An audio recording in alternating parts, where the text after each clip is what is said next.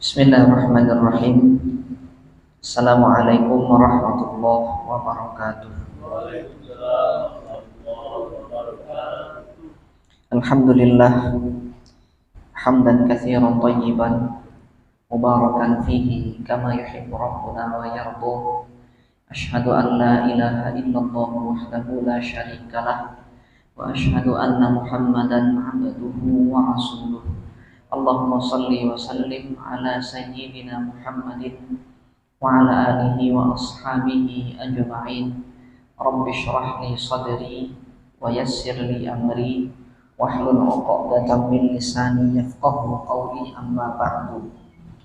Alhamdulillah, kembali kita diberikan Allah kesempatan untuk melanjutkan majelis kita, yang insyaallah pada kesempatan malam hari ini kita akan lanjutkan pembahasan kita yang masih berada pada bab tentang niat. Tersisa 3 hadis lagi yang insyaallah akan kita bahas. Mudah-mudahan sempat kita habiskan pada kesempatan malam ini. Salawat serta salam tak lupa selalu tercurahkan kepada Nabi kita, Nabi besar Muhammad sallallahu alaihi wasallam, serta keluarga beliau, sahabat-sahabat beliau, dan pengikut-pengikut beliau sampai akhir zaman nanti. Hadis yang akan kita bahas yang pertama yaitu hadis yang berurutan atau memiliki nomor urut 10 di dalam kitab Riyadhus Shalihin, karya tulis dari Al-Imam An-Nawawi rahimahullah.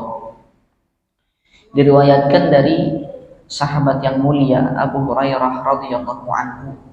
Beliau berkata, qala Rasulullah sallallahu alaihi wasallam, bahwasanya Rasulullah sallallahu alaihi wasallam bersabda, salatul rajuli fi jama'atin tazidu ala salatihi fi baitihi wa salatihi fi suqihi bid'an wa 20 darajatan.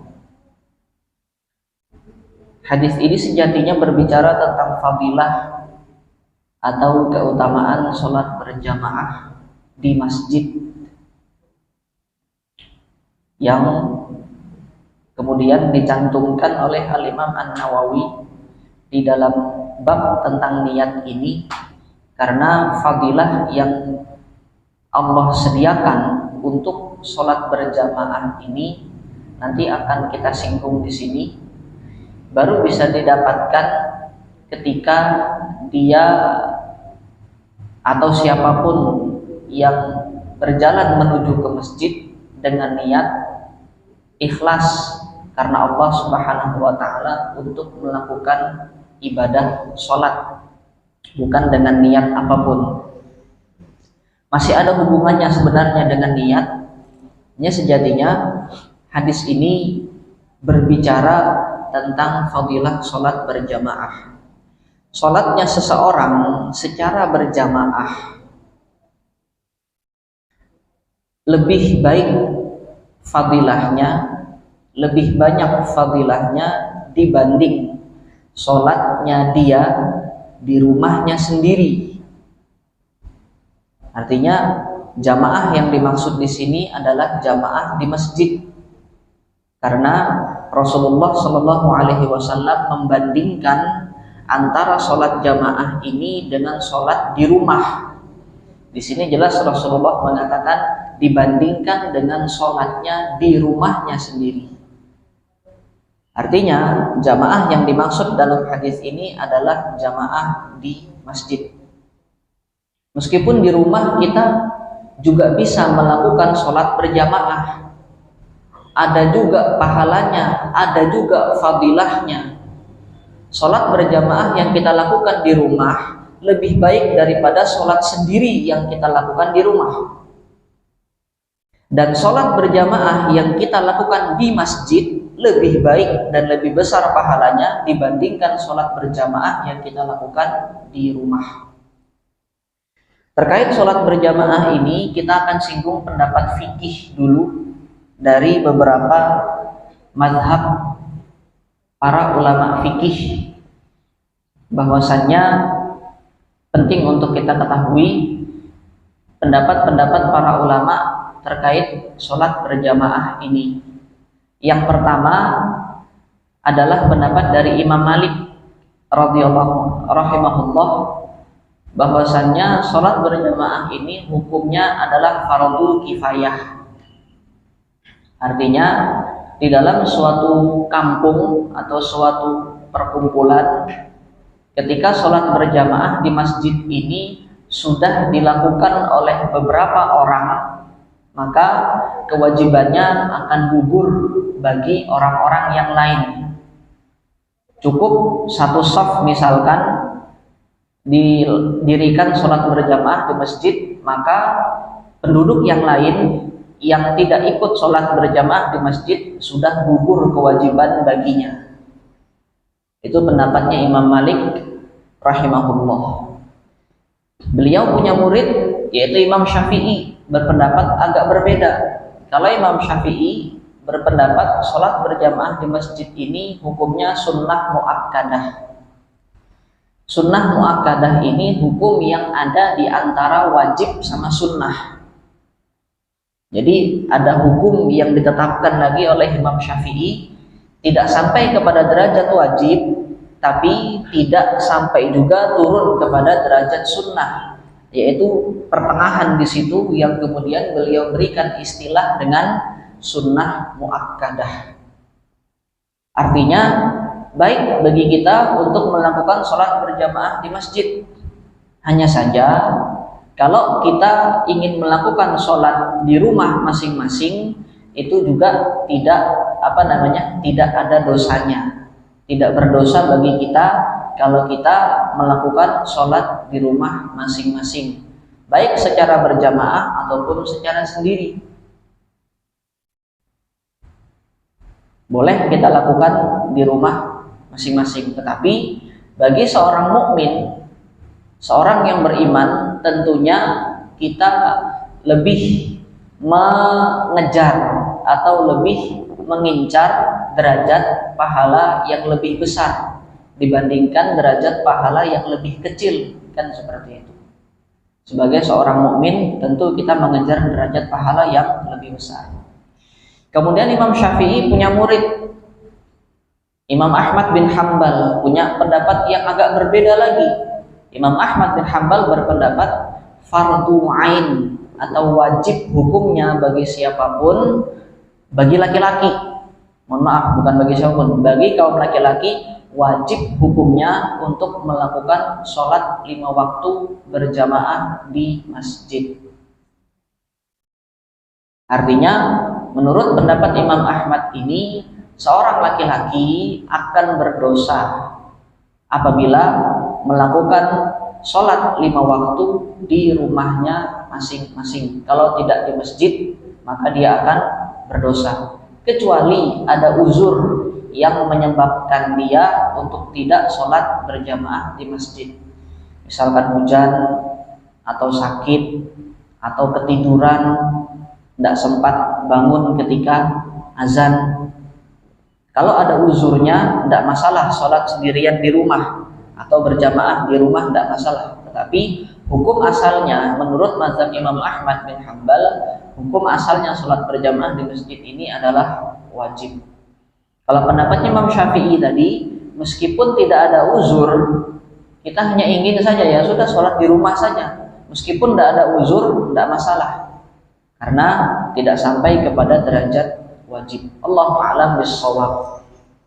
Nah, salah satu landasan atau dalil yang digunakan oleh Al-Imam Asy-Syafi'i adalah hadis yang akan kita bahas ini. Di sini Rasulullah Shallallahu Alaihi Wasallam membandingkan antara sholat berjamaah di masjid dengan sholat di rumah masing-masing. Wa sholatihi fi suqihi, dan dibandingkan juga dengan sholatnya di dalam pasarnya atau di tempat dia berdagang. Perbandingannya adalah bid'an wa ishrina darajatan, 20 sekian derajat. Nah, kalau dalam hadis ini nggak disebutkan sekiannya berapa, tapi kalau dalam riwayat lain disebutkan bisa ba'in wa ishrina darajatan. Salatul jama'ati afdol min salatil fadhi bisab'in wa 'ishrina darajah. 27 derajat. Ada lagi riwayat yang menyebutkan 25 bi khamsin wa 'ishrina darajah. Intinya Rasulullah sedang membandingkan derajat pahala antara orang yang sholat berjamaah di masjid dengan orang yang sholat di rumahnya. Kalau orang yang sholat berjamaah di masjid akan dapat kelipatan pahala sekitar 27 pahala atau bisa lebih. Sedangkan orang sholat yang di rumah tetap dapat pahala. Nah, di sini yang dijadikan landasan oleh Imam Syafi'i. Kenapa beliau tidak mengatakan kalau orang yang sholat di rumah itu berdosa?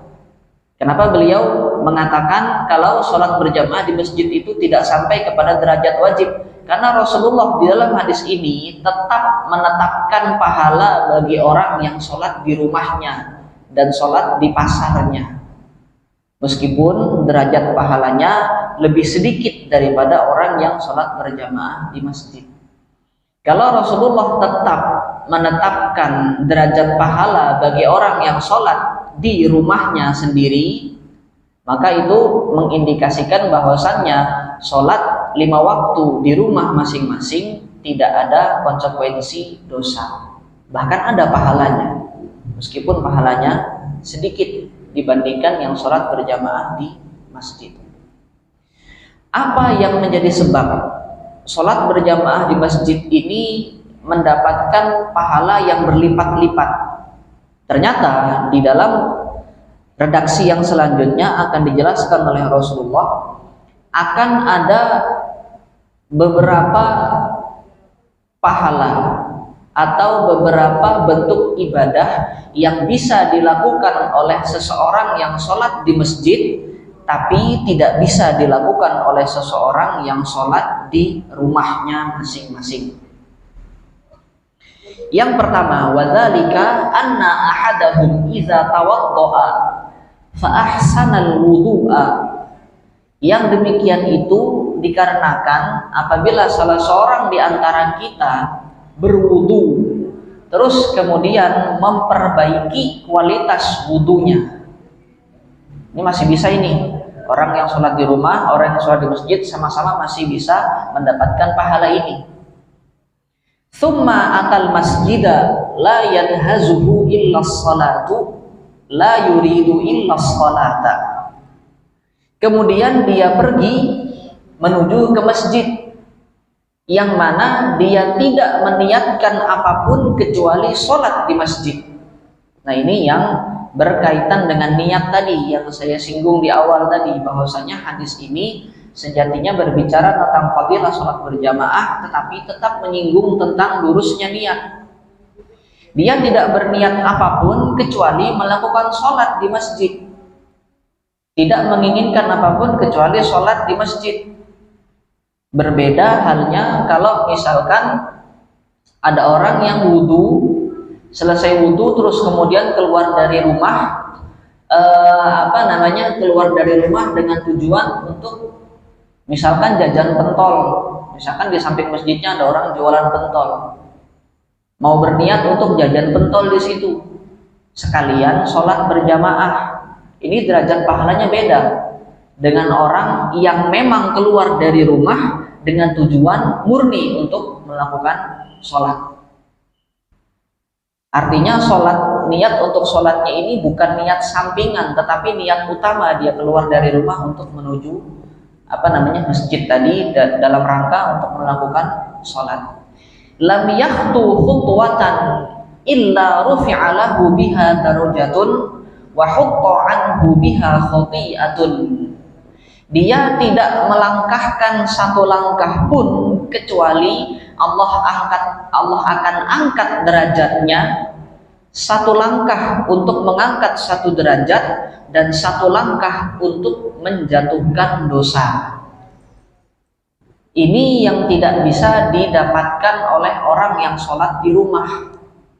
Kalau orang yang sholat di rumah selesai wudhu, kemudian dia ambil sejadah, langsung sholat, selesai sudah urusan, dapat pahala sholatnya, tapi nggak dapat pahala melangkahnya. Kalau kita keluar dari rumah menuju ke masjid dengan tujuan untuk sholat, setiap langkah kita itu satu langkah dapat pahala, dapat kenaikan derajat, plus sekaligus dapat dihapuskan satu pahala, satu dosa. Jadi satu langkah itu kita sudah dapat dua keutamaan. Dapat satu pahala, terhapus satu dosa. Langkah yang kedua, dapat lagi satu pahala, hapus lagi satu dosa. Langkah yang ketiga, tinggal kita hitung berapa langkah yang kita lakukan ketika kita menuju ke masjid itu. Ini yang tidak bisa didapatkan oleh orang yang sholat di rumahnya masing-masing. Nah, kalau kita menuju ke masjid dengan menggunakan kendaraan, bagaimana? Secara zahir, yang dihitung satu pahala dan menghilangkan satu dosa ini adalah satu langkah. Bisa kita bandingkan orang yang menuju ke masjid dengan langkah kaki dengan orang yang menuju ke masjid dengan menggunakan kendaraan. Kira-kira mana yang lebih melelahkan? Tentu orang yang menuju ke masjid dengan jalan kaki ini lebih melelahkan. Maka Allah Subhanahu wa taala akan memberikan ganjaran pahala bagi orang yang lelah dalam beribadah. Bukan berarti kalau pakai motor atau pakai mobil menuju ke masjid tidak ada pahalanya, ada tetap pahalanya. Tetapi pahala yang didapatkan oleh orang yang jalan kaki ini tentu lebih besar dibandingkan pahala yang didapatkan orang yang menggunakan motor. Kenapa? Karena dia lebih lelah di situ. Maka setiap lelah yang kita lakukan, setiap lelah yang kita rasakan di dalam ibadah kita, semakin kita lelah semakin besar pahalanya. Bukan berarti kalau tidak lelah tidak ada pahalanya, ada pahalanya. Tetapi saat kita semakin lelah dalam melakukan amal ibadah, semakin besar pula ganjaran pahala yang sudah Allah siapkan. Maka itu catatannya untuk langkah tadi. Apakah kalau menggunakan kendaraan tetap diganjar pahala? Ada pahalanya, tetapi tentu ganjaran pahalanya tidak sebesar orang yang menuju ke masjid dengan langkah kaki tadi, karena ini yang lebih melelahkan. Hatta yadkhulal masjida, sampai dia masuk ke dalam masjid. Fa idza dakhalal masjida, dan ketika dia masuk ke dalam masjid, ada lagi pahala yang bisa dia dapatkan dan tidak bisa didapatkan orang yang sholat di rumah. Apa pahala tersebut? Saat kita masuk ke dalam masjid, ada doa yang diajarkan oleh Nabi SAW. Allahumma firli waftahli abwaaba rahmatika. Dan ini doa yang diucapkan saat kita masuk masjid, bukan doa yang kita ucapkan saat kita masuk rumah. Saat kita masuk rumah, doanya beda lagi. Doanya bisa kita amalkan zikir salam, assalamualaikum warahmatullahi wabarakatuh. Untuk orang-orang yang ada di rumah, dapat kita pahala zikirnya. Masuk masjid juga ada pahala zikirnya, yaitu dengan mengucapkan doa tadi, Allahumma firli waftahli abwaaba rahmatik. Masih bisa dapat ini. Orang yang di rumah masih bisa dapat pahala zikir kalau dia masuk ke dalam rumah mengucapkan zikir tadi. Seseorang masuk masjid juga bisa mendapatkan pahala zikir. Ada pahala yang tidak bisa didapatkan oleh orang yang masuk ke dalam rumah. Apa pahala tersebut? Saat kita masuk ke masjid, ada adab yang diajarkan oleh Rasulullah, yaitu memulai dengan kaki kanan. Dan ini tidak kita amalkan ketika kita masuk rumah. Saat kita masuk rumah bebas-bebas saja. Mau pakai kaki kanan boleh, pakai kaki kiri boleh, karena nggak ada aturan yang mengikat. Nggak ada aturan tertentu. Kita mau masuk rumah pakai kaki mana aja, nggak ada aturan yang khusus di situ. Tapi saat kita masuk ke masjid, ada aturan yang mengkhususkan kita untuk mendahulukan kaki kanan, kemudian kaki kiri. Saat kita lakukan hal tersebut kita lakukan, maka Allah sudah siapkan pahala bagi kita. Karena kita sudah taat dengan anjuran yang disunahkan oleh Nabi Muhammad SAW. Ini jenis pahala yang bisa didapatkan oleh orang yang sholat di masjid, tapi tidak didapatkan oleh orang yang sholat di rumah. Saat kita masuk masjid, kemudian kita disunahkan untuk melakukan sholat tahiyatul masjid. Ini juga pahala yang bisa kita dapatkan di masjid, tapi tidak bisa kita dapatkan di rumah. Karena kita masuk rumah, tidak ada sholat tahiyatul rumah, tahiyatul bait tidak ada. Kita masuk rumah langsung tidur, atau masuk rumah langsung nyetel TV, bebas-bebas saja. Tapi kalau ke dalam masjid, kita masuk ke dalam masjid, ada pahala yang bisa kita dapatkan dengan cara melakukan sholat sunnah tahiyatul masjid. Berapa sudah jenis pahalanya? Mulai dari melangkahkan kaki, tadi kita sudah dapat. Kemudian masuk masjid dengan menggunakan kaki kiri, kita dapat pahala lagi.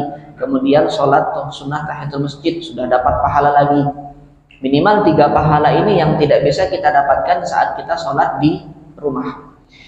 Karena fis sholati maka natis sholatu hiya tahbisuhu. Kemudian dia sholat, di dalam sholat tersebut, sholat itu yang kemudian membuat dia terpenjara. Maksudnya terpenjara di sini, dia tidak bisa melakukan apapun saat dia sholat. Betul kan? Kita sholat, kita tidak bisa ngapa-ngapain. Kalau kita makan saat kita sholat, batal sholat kita.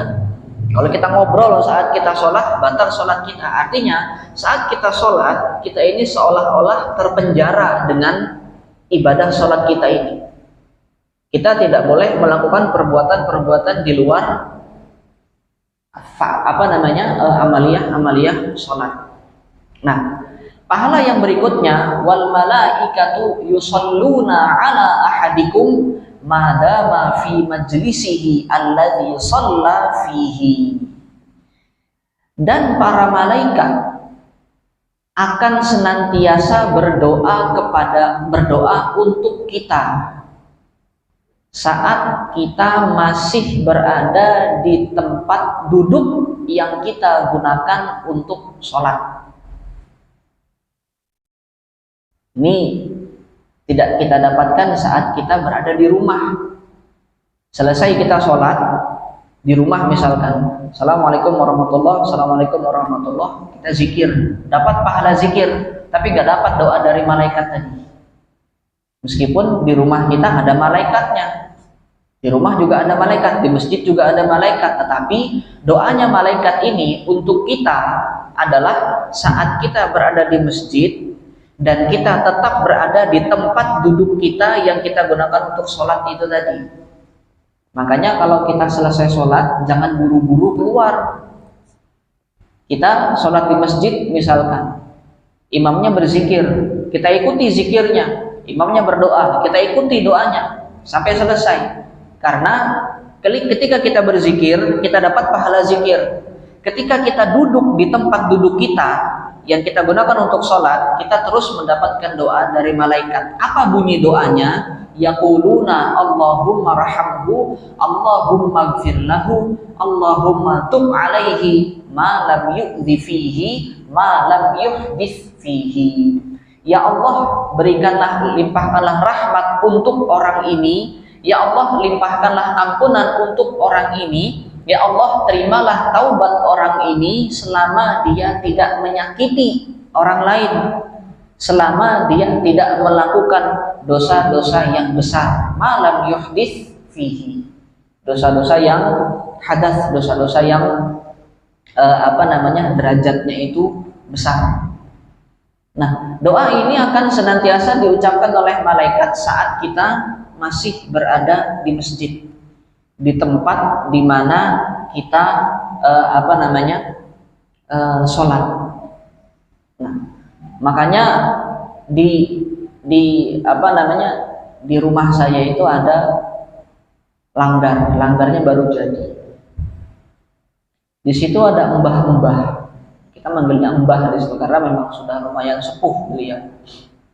Setiap hari beliau yang khususnya sholat subuh, beliau yang nyalakan lampu, beliau yang pertama kali buka pintu langgar, beliau yang terakhir kali menutup pintu langgar. Setiap habis sholat subuh, beliau nggak pulang ke rumah. Selesai sholat subuh, kemudian berzikir. Selesai berzikir, kemudian beliau baca surah Yasin, beliau baca surah Al-Waqiah. Yang saya ingat itu surah Yasin, surah Al-Waqiah itu yang beliau dawamkan di situ hampir setiap hari. Saya aja nggak sanggup. Habis selesai sholat subuh, berzikir, doa, habis itu saya pulang ke rumah karena harus siap-siap untuk bekerja lagi. Nah, tapi beliau di situ selalu menyempatkan baca surah Yasin, baca surah Al-Waqiah, pernah juga baca surah Al-Mulk gitu kan. Minimal beliau akan keluar dari langgar itu, saya hitung itu setiap jam 6 pas selesai selesai amaliyahnya itu, zikir-zikirnya itu jam 6 selesai, baru kemudian beliau pulang dari langgar. Kedengaran suara zikirnya karena langgarnya dengan rumah saya dekat. Jadi beliau sendirian di situ beliau setiap hari. Nah, selama beliau berada di langgar itu, selama beliau belum keluar dari langgar itu, karena langgar itu tadi tempat di mana beliau sholat, maka malaikat akan terus mendoakan di situ. Terus Allahumma arhamhu, Allahumma firlahu, Allahumma tub alaihi, dan seterusnya tadi. Dan ini yang tidak bisa didapatkan oleh orang yang sholat di rumah. Kalau di rumah selesai sholat, selesai sudah rutinitas atau prosesi mendapatkan pahalanya itu sudah selesai, kecuali dia zikirnya panjang, dapat pahala zikirnya, tapi nggak dapat fadilah doa dari malaikat ini tadi. Belum selesai sampai di sini, ketika kita keluar dari masjid, ada lagi doa dan adab yang diajarkan oleh Rasulullah. Kalau tadi masuk masjid doanya Allahumma gfirli waftahli abwaaba rahmatik. Kalau keluar dari masjid doanya Allahumma gfirli waftahli abwaaba fadlik. Ya Allah, ampunilah aku dan bukakanlah pintu keutamaanmu. Kalau masuk ke masjid tadi maknanya ya Allah, ampunilah aku dan bukakanlah pintu-pintu rahmatmu. Karena kita masuk ke dalam masjid tujuannya adalah untuk mendapatkan rahmat dan kasih sayang Allah. Setiap ibadah yang kita lakukan di situ. Ketika kita keluar dari masjid, maka aktivitas yang kita lakukan ini, aktivitas yang kita lakukan di luar masjid adalah untuk mendapatkan fadilah-fadilah yang lain selain ibadah tadi, termasuk fadilah mencari rezeki. Makanya doanya bunyinya adalah iftahli abwaaba fadlik. Bukakanlah untukku pintu-pintu fadilahmu, termasuk fadilah rezeki tadi. Nah, keluar dari masjid dapat lagi kita pahala zikir doa tadi. Kemudian kita keluar menggunakan kaki kiri, dapat lagi pahala di situ, pahala melakukan sunnahnya Nabi Muhammad SAW. Belum sampai ke masjid kita sudah dapat pahala. Masuk ke masjid kita dapat pahala. Selama kita di masjid terus kita dapat pahala. Keluar dari masjid kita masih dapat pahala sampai kita berada di luar masjid. Nah, jadi ini keutamaan orang yang sholat berjamaah di masjid. Belum sampai, silakan. Tidak ada sholat bagi orang yang berjiran di masjid kecuali di masjid. Bagaimana kan? Tidak ada sholat bagi orang yang berjiran di masjid kecuali di masjid. La salata li jaril masjid ila di masjid. Apa maksudnya itu? La salata li jaril masjid ila fil masjid. Tidak ada sholat bagi yang jiran masjid, bagi laki-laki yang di jiran masjid kecuali harus di masjid. Harus di masjid. Baik. Itu hadis kan? Baik. Kalau bunyi hadisnya itu la solata seperti itu, maka para ulama memiliki dua pemaknaan biasanya. La solata yang dimaksud di situ tidak ada solat yang sempurna atau tidak ada solat yang sah. Nah, begitu. Kalau para ulama yang memaknai tidak ada solat yang sah, maka konsekuensinya wajib bagi siapapun yang ada di sekitar masjid untuk sholat di masjid. Maka itu tadi pakai pendapatnya Imam Ahmad tadi. Kalau dipahami tidak ada sholat yang sempurna, nah berarti antara sempurna dan tidak sempurna, bukan antara sah dan tidak sah.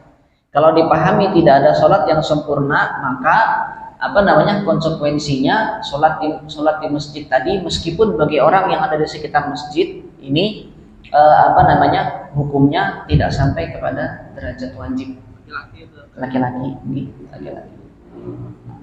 Jadi kalau memang kalau kita menelusuri dalil dari mazhabnya Imam Ahmad yang mewajibkan laki-laki sholat 5 waktu di masjid, secara jumlah dalil memang lebih banyak dalilnya Imam Ahmad.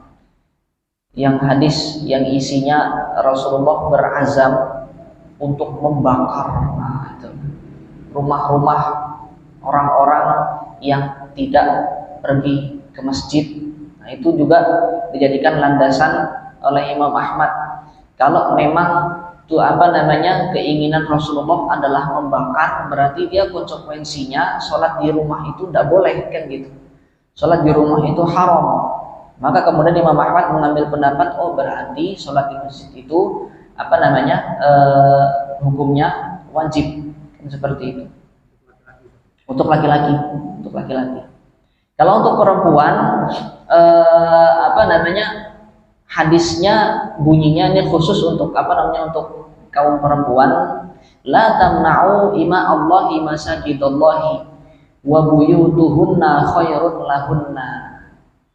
Jangan engkau melarang hamba-hamba Allah yang perempuan untuk sholat di masjid, tetapi rumah-rumah mereka lebih baik bagi mereka. Itu bunyi hadisnya. Artinya ibu-ibu kalau mau ke masjid tidak ada masalah, silahkan ke masjid. Tapi kemudian kalau mau mencari mana yang lebih afdol, mana yang lebih besar pahalanya, justru lebih besar pahalanya sholat di rumah masing-masing untuk ibu-ibu. Tapi kalau mau ke masjid silahkan, masjid tetap dibuka untuk kaum perempuan. Jangan sampai masjid mengkhususkan hanya untuk kaum laki-laki saja.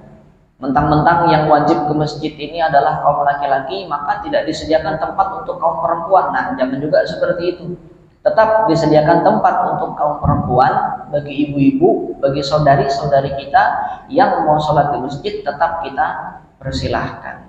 Tapi kalau mau mencari yang lebih afdol, maka yang lebih afdolnya adalah di rumah masing-masing untuk kaum perempuan. Allahu a'lam bis-shawab. Hadis yang berikutnya itu tadi hadis yang berbicara tentang fadilah sholat berjamaah di masjid. Hadis yang berikutnya diriwayatkan dari sahabat yang mulia Abdullah ibnu Abbas ibnu Abdul Muttalib radhiyallahu anhuma an Rasulillah sallallahu alaihi wasallam fima yarwi an rabbih tabaraka wa ta'ala.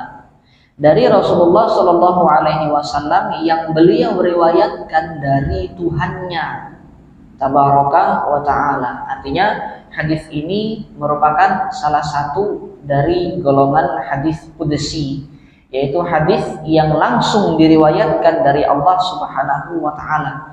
Jadi hadis ini statusnya adalah hadis yang berasal dari kalam Allah.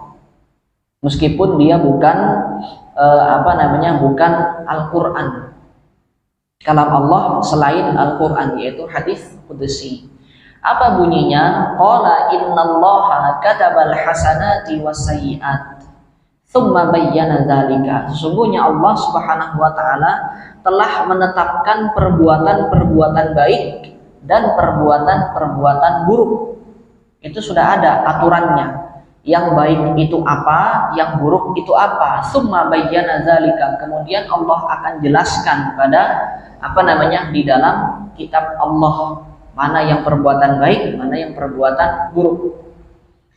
Faman hamma bihasanatin, barang siapa yang berniat untuk melakukan satu perbuatan baik, falam ya'malha, tapi dia belum sempat melakukannya, katabahallahu tabaraka wa ta'ala indahu hasanatan kamilatan.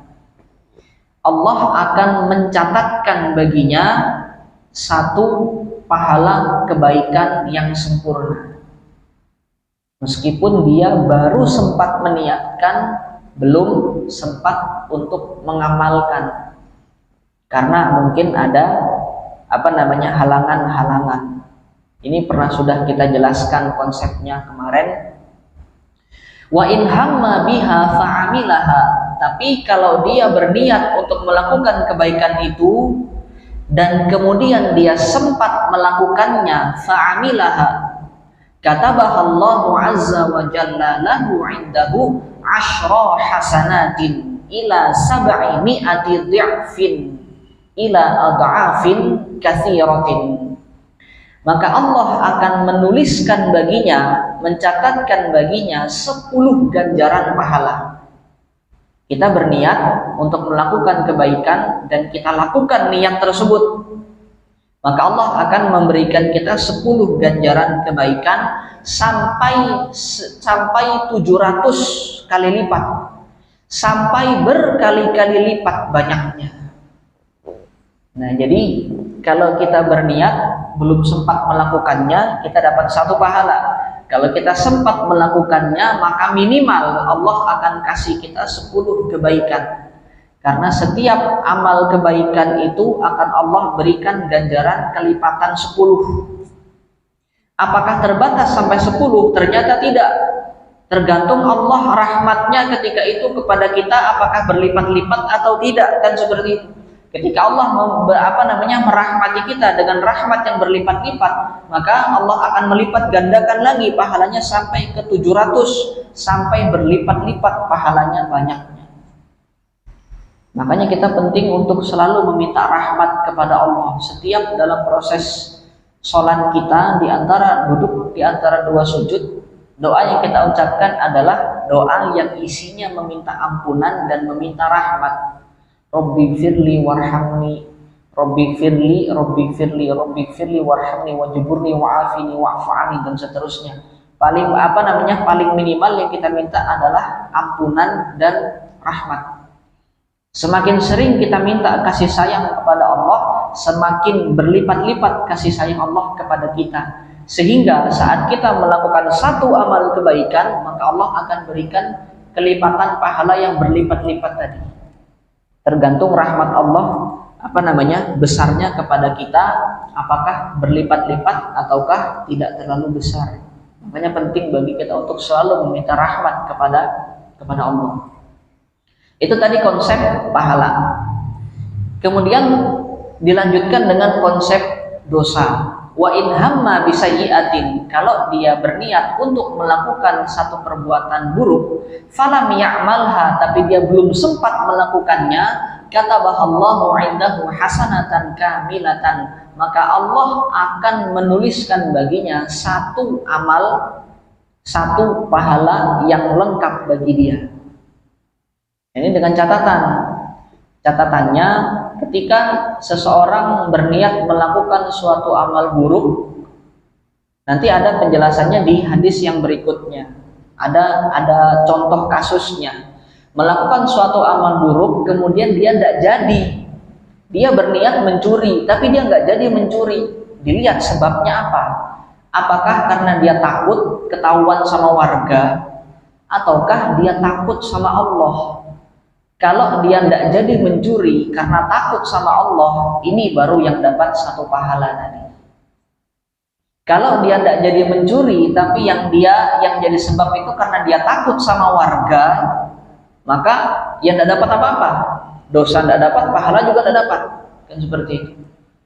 Tapi kalau sebab yang membuat dia tidak jadi melakukan perbuatan buruk tadi adalah Allah Subhanahu wa Ta'ala, takut sama Allah, takut sama neraka, takut dicatatkan sebagai dosa, maka ini yang menyebabkan dia mendapatkan 1 pahala tadi. Wa in hamma biha fa'amilaha katabahallahu sayyi'atan wahidatan. Kalau dia berniat melakukan perbuatan buruk tadi dan kemudian sempat melakukan perbuatan buruk tadi, maka Allah hanya menuliskan 1 dosa bagi dia. Dia misalkan niat mabuk-mabukan, kemudian sudah terjadi dia mabuk-mabukan, nauzubillah, ya sudah, yang dituliskan ya pahala mabuk-mabukan saja.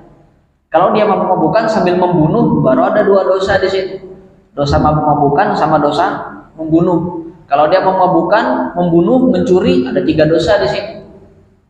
Nah, tapi yang kita harus hati-hati, mungkin pernah saya sampaikan di sini, bahwasannya yang banyak itu belum tentu konsep pahala sama dosa. Yang banyak belum tentu berat, yang sedikit belum tentu ringan. Meskipun tadi Allah dengan keadilannya menuliskan bagi siapapun yang melakukan amal buruk tadi hanya dituliskan 1 dosa saja bagi dia, sesuai dengan dosa yang dia lakukan, sesuai dengan jenis amaliyah yang dia lakukan. Tetapi hati-hati, siapa tahu 1 dosa ini meskipun jumlahnya 1, tetapi berat timbangan dosanya. Itu harus kita waspadai yang seperti ini. Makanya nanti di dalam konsep hari akhir, di dalam konsep hari kiamat, yang dihitung itu bukan sekedar jumlah pahala dan dosa kita, tapi pahala dan dosa yang sudah dihisab ini kemudian akan ditimbang, akan masuk kepada proses mizan, proses penimbangan. Karena yang banyak belum tentu berat, bisa jadi banyak tapi ringan. Juga sebaliknya, yang sedikit belum tentu ringan, bisa jadi sedikit meskipun 1 tapi berat timbangannya. Nah, maka seperti kita tidak boleh meremehkan dosa-dosa. Meskipun Allah mencatatkan hanya 1 dosa, tapi bisa jadi dosanya berat timbangannya. Demikian pula kita jangan sampai meremehkan pahala. Meskipun pahalanya hanya sekedar memasukkan kaki kanan ke dalam masjid terlebih dahulu, kan seperti itu. Kita anggap, wah ini paling-paling pahalanya berapa sih? Oh, jangan dianggap remeh. Bisa jadi karena satu pahala itu bisa jadi meskipun 1 jumlahnya, meskipun kecil di pandangan kita, tetapi ketika kita lakukan itu dengan ikhlas karena Allah Subhanahu wa taala, bisa jadi Allah akan berikan ganjaran atau timbangan yang berat untuk 1 pahala tersebut. Maka jangan sampai kita meremehkan dosa meskipun sedikit, dan jangan sampai kita juga meremehkan pahala meskipun sedikit jumlahnya. Allahu a'lam bishshawab. Mungkin sampai di sini dulu yang bisa kita kaji pada kesempatan malam hari ini. Mudah-mudahan apa yang kita kaji pada kesempatan malam hari ini bermanfaat dan diberkahi oleh Allah Subhanahu wa taala. Subhanakallahumma wa bihamdika asyhadu an la ilaha illa anta astaghfiruka wa atubu ilaik. Sallallahu ala nabiyyina Muhammadin wa ala alihi wa ashabihi ajma'in. Assalamualaikum warahmatullahi wabarakatuh. Waalaikumsalam warahmatullahi wabarakatuh.